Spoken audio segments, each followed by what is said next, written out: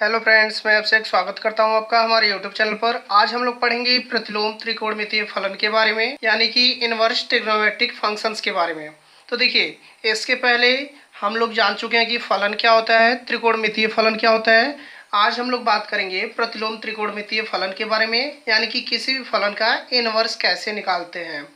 तो देखिए, इसमें आप लोगों को बताया गया था कि किसी भी फंक्शंस का जो इनवर्स होता है, इनवर्स होने के लिए क्या होना चाहिए, फंक्शंस को वन वन आन टू यानी कि एक ही आच्छादक होना जरूरी है। तो कोई भी फंक्शन जब एक ही आच्छादक यानी कि वन वन आन टू होता है, तब हम क्या कर सकते हैं, उसका इनवर्स निकाल सकते हैं। जैसे मान लीजिए यहाँ हमने दो सेट ले लिया है, ए और बी। ए में आपका जो है ए है, बी है अवयव, और बी में जो है एक और दो।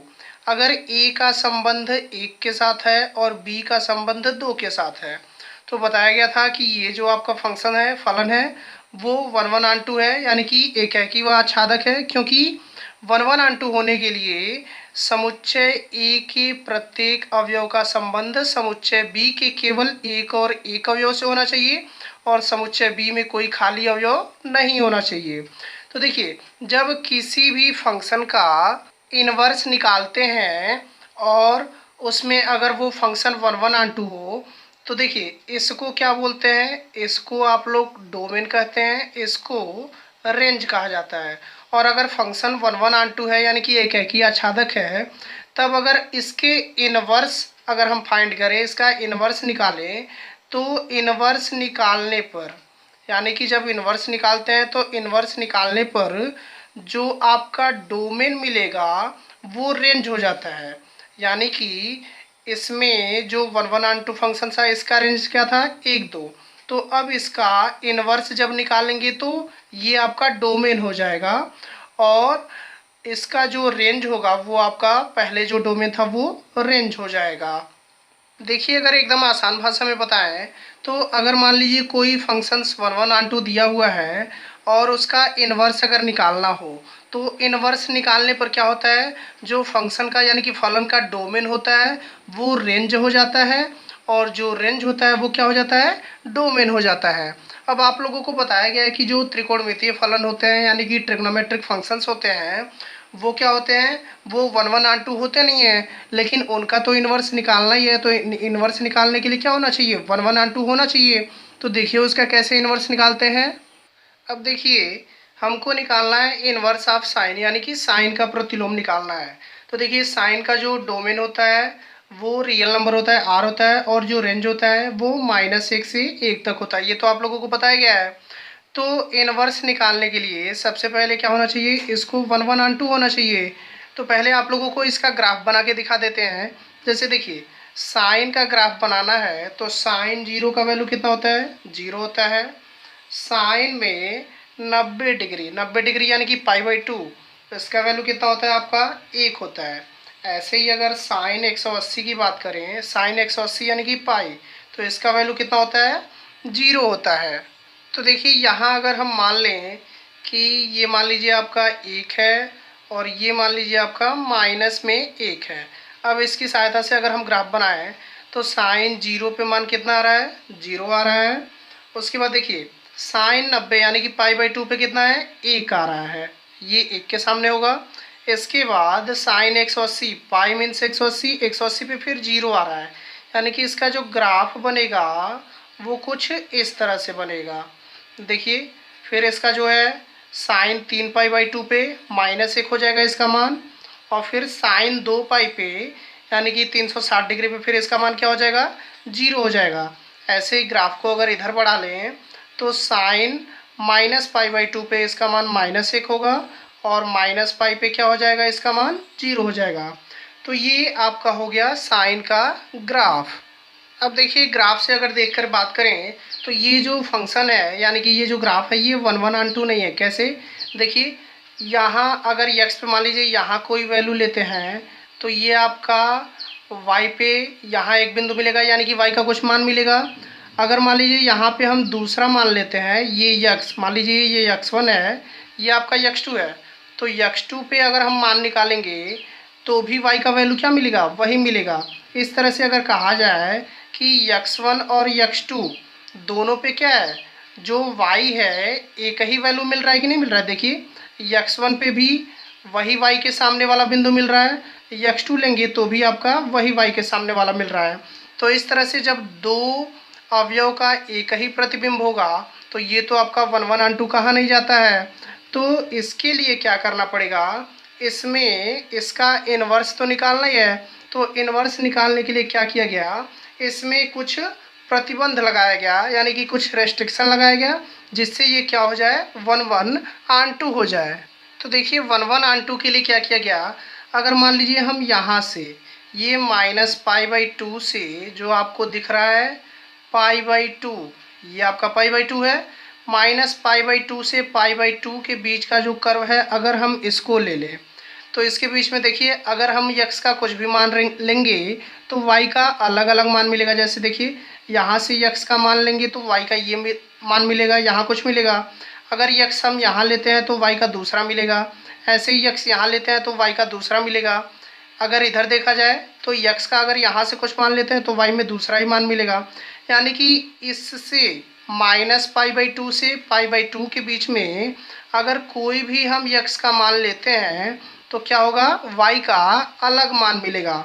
तो यानी कि यहाँ से यहाँ तक अगर हम लिमिट ले लें, यानी कि प्रतिबंध लगा दें, यहीं से यहीं तक हम केवल वैल्यू लें, तो ये क्या हो जाएगा, आपका फंक्शन जो है वो 1 1 ऑन 2 हो जाएगा, यानी कि एक ही आच्छादक हो जाएगा। तो देखिए इस तरह से जो डोमेन होगा, अगर हम -π/2 से π/2 तक ले लें, यानी कि -π/2 से π/2 तक हम कुछ भी मान रखें तो y का केवल एक और एक मान आ रहा है, और y का जब केवल एक और एक मान आ रहा है यानी कि ये 1 1 ऑन 2 यानी कि एक ही आच्छादक तो होगा ही। तो देखिए डोमेन में हम मान कहाँ से कहाँ तक लिए हैं, ये -π/2 से π/2 तक, और इसका जो रेंज होगा मान कहाँ तक मिलेगा, देखिए -π/2 पे आपका जो है -1 के सामने है ना, तो -1 से लेकर के ये आपका मान कहाँ तक मिल रहा है, 1 तक। तो इस तरह से जो आपका रेंज हो जाएगा वो -1 से लेके कहाँ तक हो जाएगा, 1 तक हो जाएगा। कहने का मतलब ये है कि अगर डोमेन हम -π/2 से π/2 ले लें तो ये जो sin x वाला जो फंक्शन है, फलन है, वो क्या हो जाएगा 1 1 ऑन 2 हो जाएगा, यानी कि एक ही आच्छादक हो जाएगा। और जब बताया गया है कि एक ही आच्छादक हो जाता है तो इसका इन्वर्स जो है यानी कि प्रतिलोम हम आसानी से निकाल सकते हैं।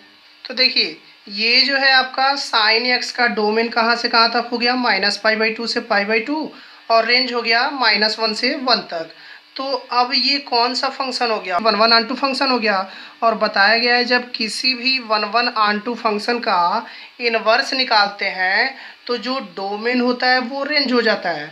तो sin x का इन्वर्स निकालेंगे तो sin इन्वर्स x के लिए ये जो डोमेन है वो रेंज हो जाएगा, यानी कि sin इन्वर्स x का रेंज क्या हो जाएगा आपका -π/2 से π/2 तक।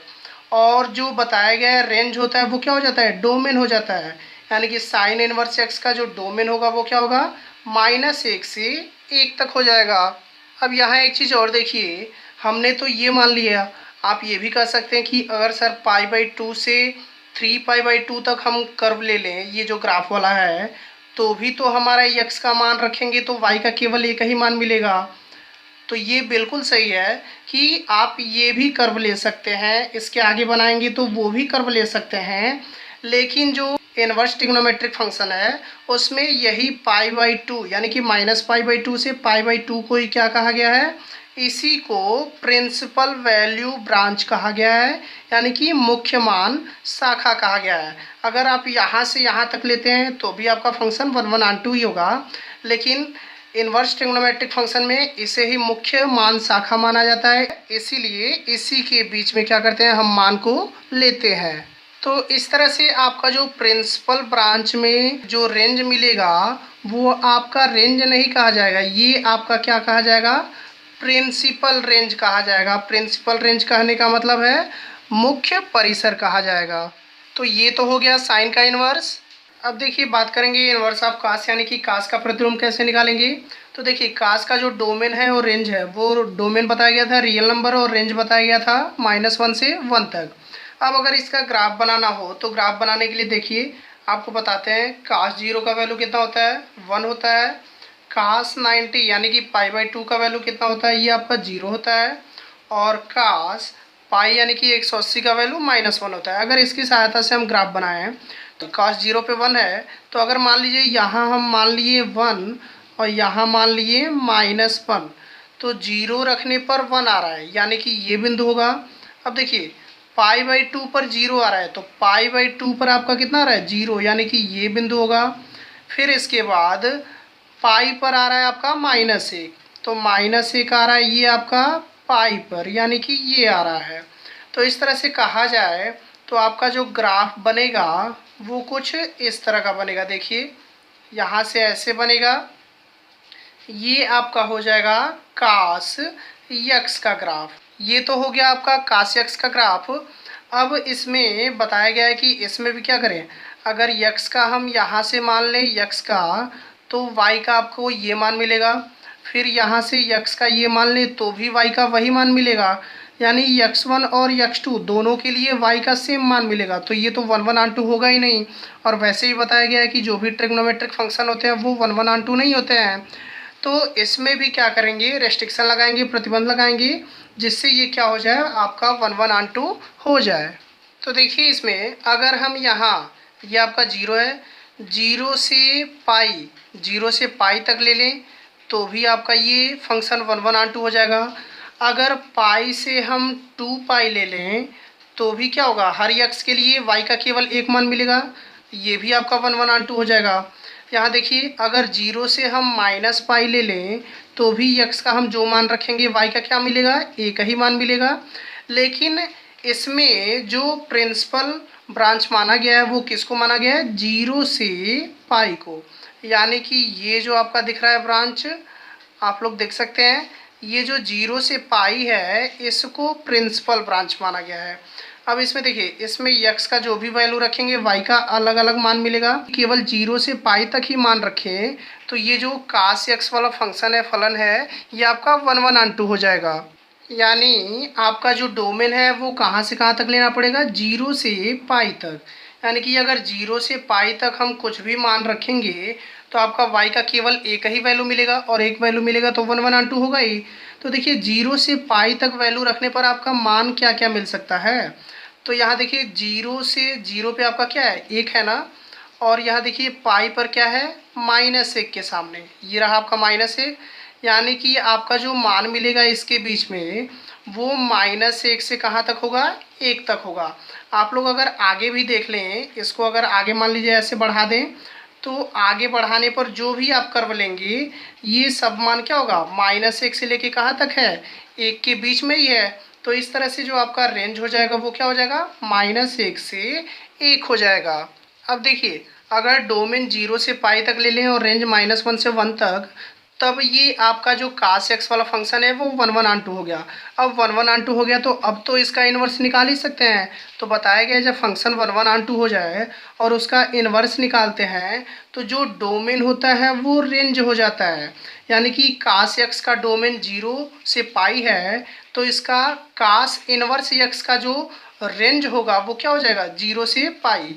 यानी कि कास इन्वर्स एक्स का जो प्रिंसिपल रेंज होगा, मुख्य परिसर होगा, वो आपका हो जाएगा 0 से पाई। और जो बताया गया रेंज होता है वो क्या हो जाता है, डोमेन हो जाता है। यानी कि कास इनवर्स एक्स का जो डोमेन होगा वो क्या हो जाएगा, -1 से 1 हो जाएगा। तो देखिए ग्राफ की सहायता से इस तरह से आपका कास इनवर्स एक्स का ये डोमेन हो गया और कास इनवर्स एक्स का ये क्या हो गया, प्रिंसिपल रेंज हो गया। अब देखिए बात करेंगे इनवर्स ऑफ tan यानी कि tan के प्रतिलोम के बारे में। तो tan का जो डोमेन है बताया गया था, x जो है सारा रियल नंबर होगा, लेकिन x जो है 2n+1 पाई/2 के बराबर नहीं होगा, जहाँ ये n आपका क्या है, इंटीजर है। क्योंकि पाई/2 का जो विषम गुणज रखते हैं वहाँ आपका वैल्यू जो आता है वो अनंत आता है, इनफाइनाइट आता है, जिसके लिए डोमेन पॉसिबल नहीं होता है। और इसका जो रेंज है वो क्या होता है, r होता है। तो देखिए अगर इसका हम ग्राफ बनाएं तो हमको बनाना है tan थीटा का। तो tan के बारे में पता होगा, अगर मान लीजिए वैल्यू नहीं पता है तो tan क्या होता है, साइन बटे कास होता है। tan 0 निकालना हो तो ये आपका क्या होगा, साइन 0 बटे कास 0। साइन 0 क्या होता है, 0 होता है, कास 0 1 होता है। जीरो में 1 से डिवाइड करेंगे तो ये आपका आ जाएगा 0। तो इस तरह से tan 0 क्या हो गया, 0 हो गया।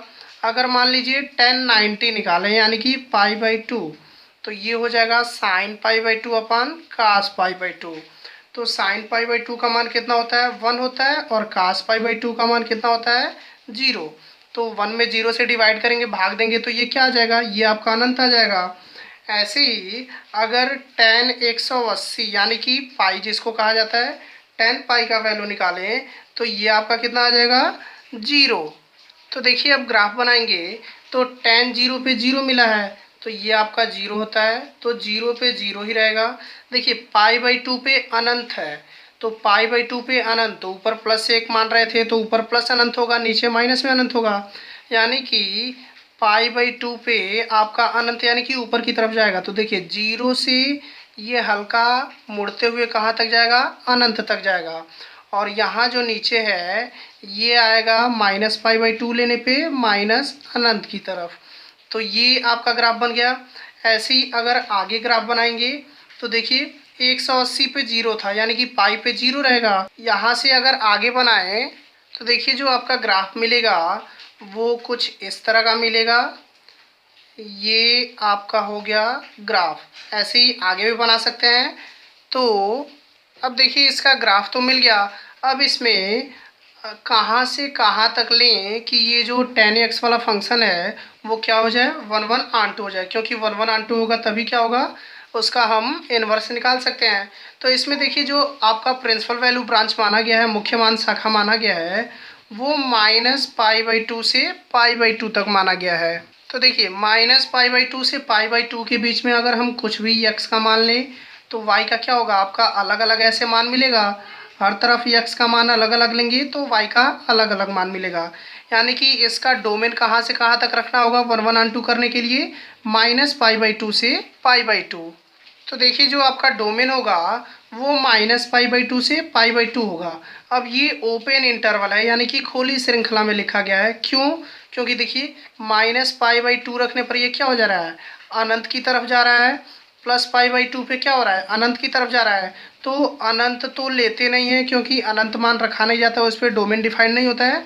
इसीलिए यहाँ खुली श्रृंखला यानी कि ओपन इंटरवल में क्या होगा, -π/2 से π/2, यानी कि -π/2 और π/2 के बीच में सारी वैल्यू हम क्या कर सकते हैं, रख सकते हैं। तो ये तो आपका डोमेन हो गया। अब रेंज क्या होगा, तो देखिए -इनफाइनाइट से इनफाइनाइट यानी कि अनंत से ये माइनस अनंत तक क्या होगा, बीच में सभी रियल नंबर सभी संख्याएं आपको मिल जाएंगी। तो इस तरह से इसका जो रेंज हो जाएगा वो क्या हो जाएगा, आर हो जाएगा, यानी कि रियल नंबर हो जाएगा।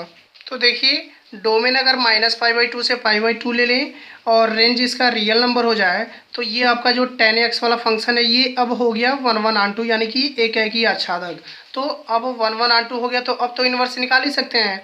तो बताया गया है अगर कोई फंक्शन 1/1 आंटू है और उसका इन्वर्स निकालें तो जो डोमेन होता है वो रेंज हो जाता है।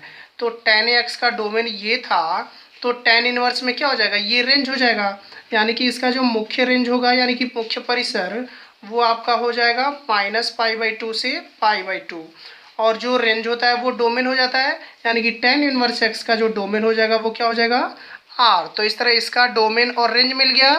अब देखिए बात करेंगे इनवर्स ऑफ काट यानी कि काट के प्रतिलोम के बारे में। तो इसका डोमेन आप लोगों को बताया गया था कि x जो है रियल नंबर हो सकता है लेकिन n पाई के बराबर नहीं होना चाहिए। n जो है इंटीजर है, पूर्णांक है। n पाई यानी कि पाई का जो गुणज है वो नहीं होना चाहिए, क्योंकि उस पर क्या आता है, उसका जो मान आता है वो अनंत आ जाता है। और इसका जो रेंज होता है वो क्या होता है, सभी रियल नंबर होता है। तो अब अगर इसका ग्राफ बनाएं तो देखिए सबसे पहले काट है तो काट थीटा के बारे में पता होगा आपको। सूत्र होता है काश थीटा बटे साइन थीटा। अब यहाँ से अगर मान लीजिए हम वैल्यू पता करें काट 0 का, तो ये काश 0 बटे कितना हो जाएगा, साइन 0। तो काश 0 का होता है 1 और साइन 0 का होता है 0। तो 1 में 0 से भाग देंगे तो ये क्या आ जाएगा, इनफाइनाइट आ जाएगा। ऐसे ही अगर काट π/2 का निकालें तो इस तरह से काश π/2 बटे साइन π/2 होगा। तो देखिए काश π/2 का जो मान होता है वो 0 होता है और साइन π/2 का मान 1। तो 0 में 1 से भाग देंगे तो कितना आएगा, 0।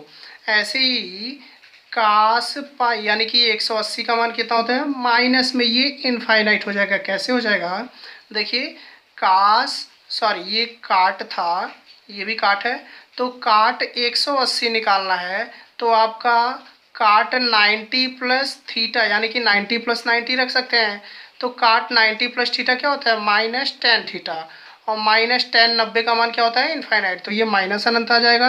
अब इसका अगर ग्राफ बनाएं तो देखिए जीरो पर अनंत था, तो जीरो पर अनंत यानी कि ऊपर की तरफ जाएगा, और पाई बाई टू पे जो यहाँ है उस पे जीरो था, तो पाई बाई टू पे जीरो और जीरो पे अनंत, यानी कि ग्राफ आपका कुछ ऐसे जाएगा।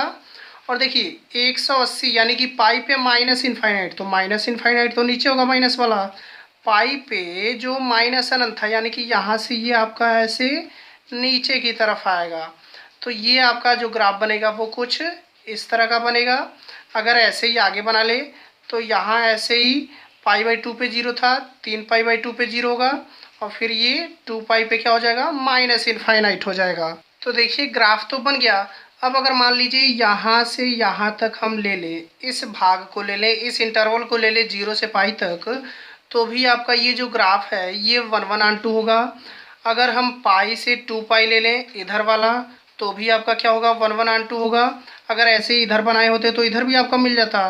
तो इसमें जो मुख्य मान शाखा है, प्रिंसिपल ब्रांच वैल्यू है, वो माना गया है 0 से पाई के बीच को, यानी कि ये जो आपका दिख रहा है इसे प्रिंसिपल वैल्यू ब्रांच कहा गया है, यानी कि 0 से पाई तक को क्या कहा गया है, मुख्य मान शाखा।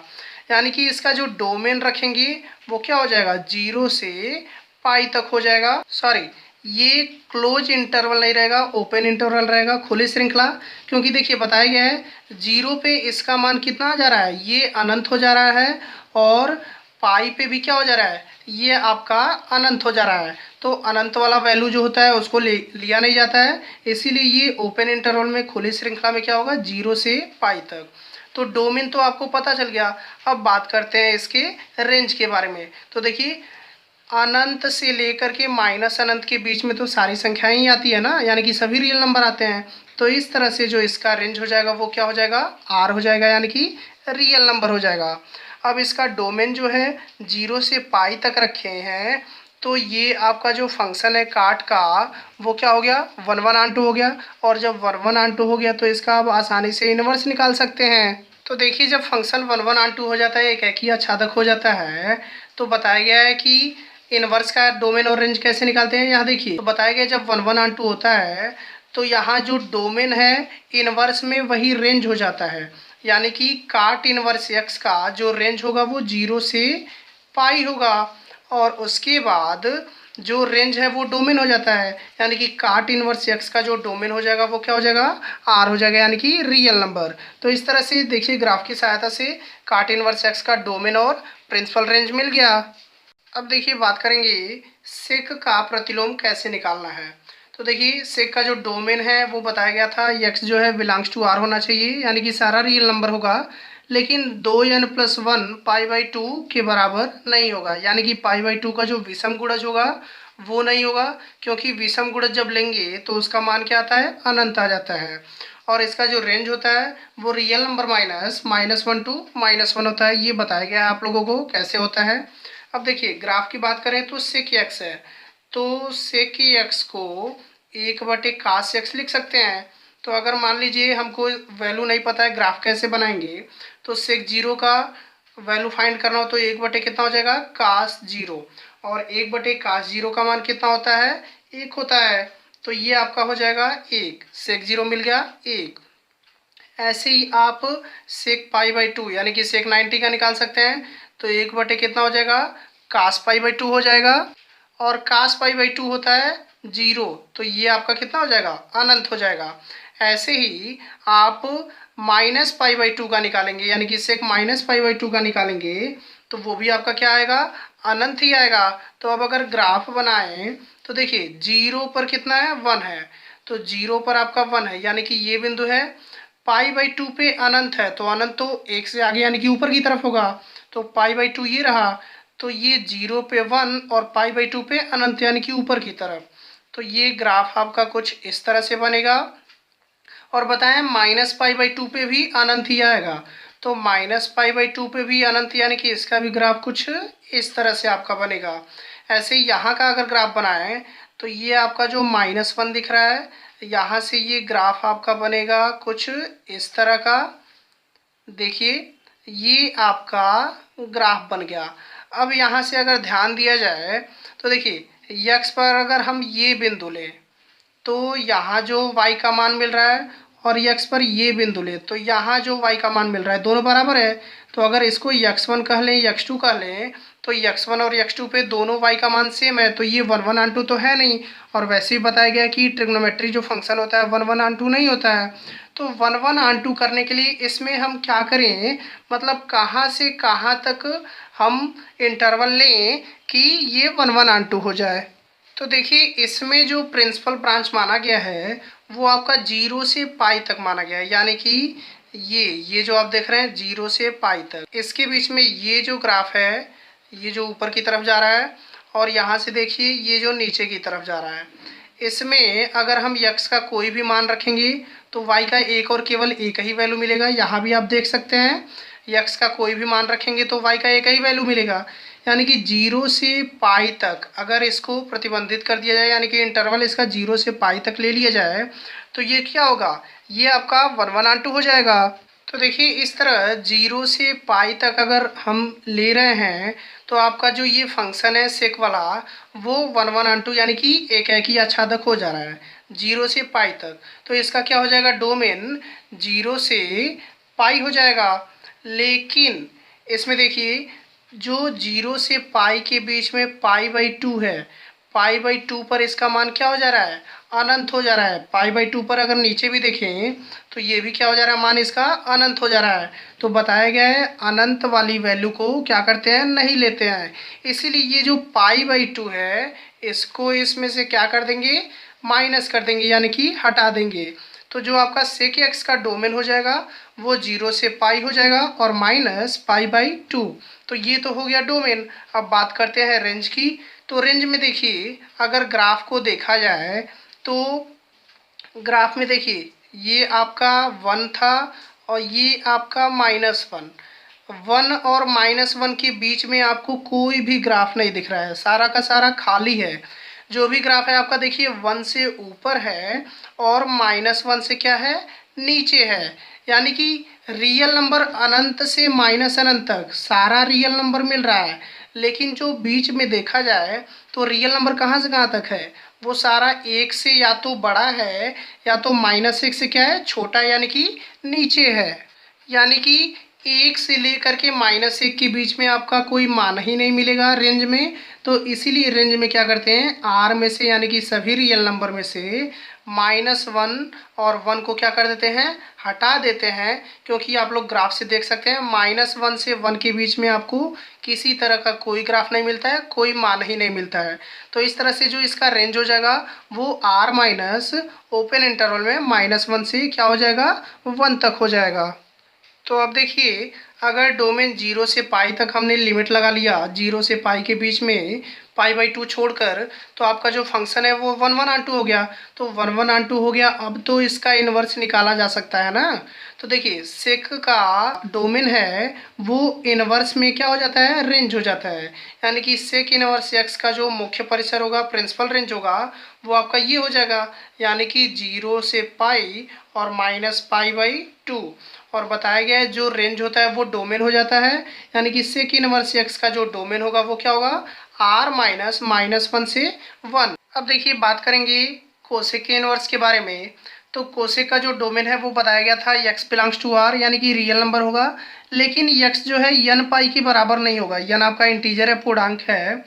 n पाई बराबर कहने का मतलब है कि पाई का जो है गुणज नहीं होगा इसमें, क्योंकि पाई का जो गुणज होगा वो अगर रखेंगे तो मान जो है अनंत आएगा, जिसको निकालना पड़ेगा। तो ये बताया जा चुका है आप लोगों को डोमेन और रेंज के बारे में। तो देखिए यहाँ ग्राफ बना रहे हैं कोसेक एक्स का। तो आप लोगों को पता होगा कि कोसेक एक्स जो होता है वो 1 क्या होता है, साइन एक्स होता है। तो अगर मान लीजिए कोसेक 0 का फाइंड करना हो वैल्यू, तो 1/sin 0 होगा, और साइन 0 का मान 0 होता है। तो 1 में 0 से डिवाइड करेंगे, ये आपका क्या हो जाएगा, अनंत हो जाएगा।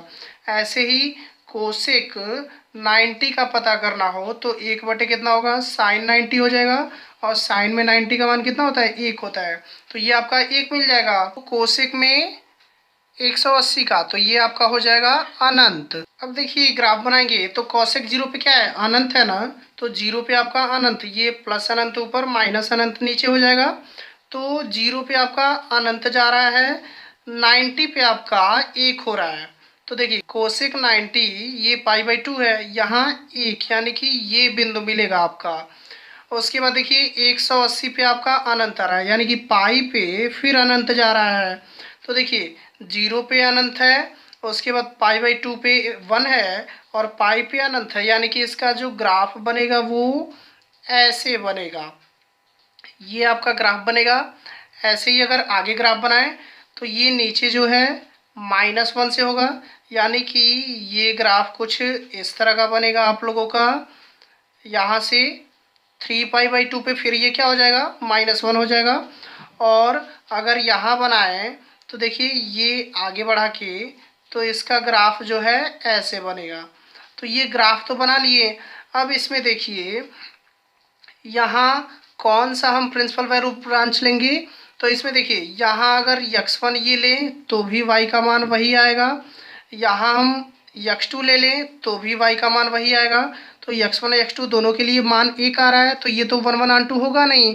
तो 1/2 होने के लिए क्या करेंगे, -π/2, यानी कि यहाँ से π/2 यहाँ तक, ये जो दिख रहा है -π/2 से π/2, यही आपका प्रिंसिपल वैल्यू ब्रांच माना गया है इसमें।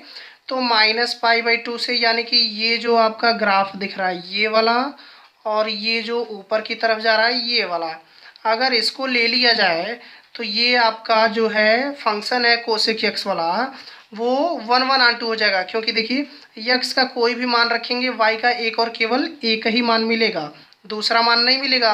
तो इस तरह से -π/2 से π/2 तक लिमिट लेने पर ये क्या हो जा रहा है, 1/2 हो जा रहा है। तो देखिए इस तरह से जो इसका डोमेन होगा कोसेक x का 1/2 होने के लिए, वो क्या होगा, -π/2 से π/2। लेकिन देखिए -π/2 से π/2 तक वैल्यू तो मिलेगा ही सबका, लेकिन जब 0 रखेंगे तो 0 पे ये कहाँ जा रहा है, अनंत की तरफ जा रहा है, और अनंत वाले वैल्यू लेते नहीं है, इसीलिए इसमें से क्या करना पड़ेगा, 0 माइनस करना पड़ेगा। तो ये तो आपका डोमेन हो गया। अब देखिए रेंज की बात करें तो रेंज मतलब वैल्यू हमको क्या क्या मिल सकती है, तो प्लस अनंत से लेकर के माइनस अनंत तक हमको सारी वैल्यू मिलेगी, यानी कि रियल नंबर पूरा का पूरा मिल जाएगा। लेकिन अगर देखा जाए ग्राफ को तो ये आपका 1 है और ये आपका -1 है, 1 और -1 के बीच में आपको कोई ग्राफ नहीं दिख रहा है, यानी कि 1 और -1 के बीच में कोई भी वैल्यू नहीं मिलेगा। इसीलिए रियल नंबर में से क्या करेंगे, -1 से 1 के बीच की जो सारी वैल्यू है उसको माइनस कर देंगे। तो देखिए इस तरह से अगर -π/2 से π/2 ले लिए और 0 माइनस करिए तो आपका जो फंक्शन है वो 1/2 हो गया। तो जब ये फंक्शन 1/2 हो गया तो बताया गया है अब इसका क्या कर सकते हैं, इन्वर्स निकाल सकते हैं।